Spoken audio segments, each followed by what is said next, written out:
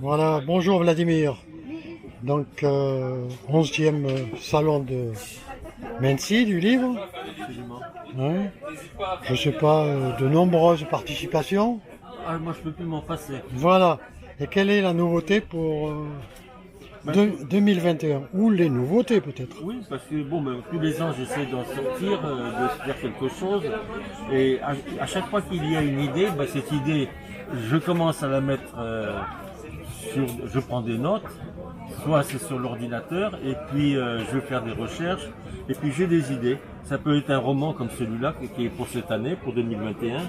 Le Cône d'or des Pictoriens, alors là c'est un roman de 400 pages.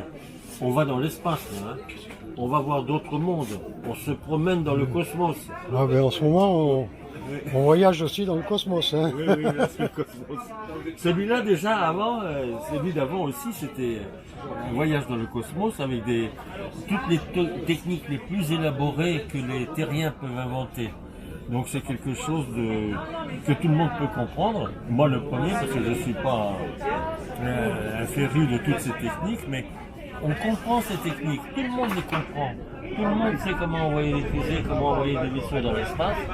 Eh bien, on voyage avec ce livre-là, avec des personnages que je trouve attachants. Et on continue avec celui-là. Dans celui-là, on va plus loin, puisqu'on va dans un autre système. C'est le Cône d'or des Pictoriens.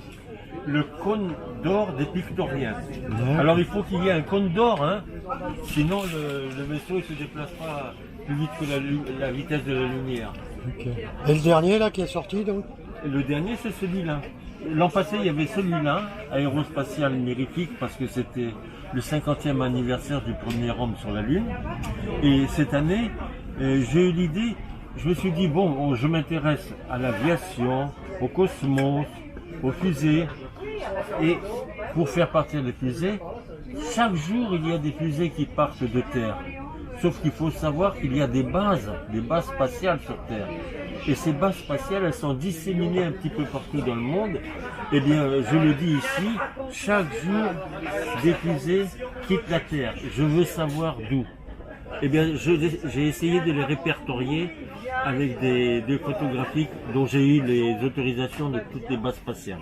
Voilà, bon ben, je vous remercie. Ben, maintenant, il faut trouver les curieux qui veulent connaître le cosmos. Merci beaucoup.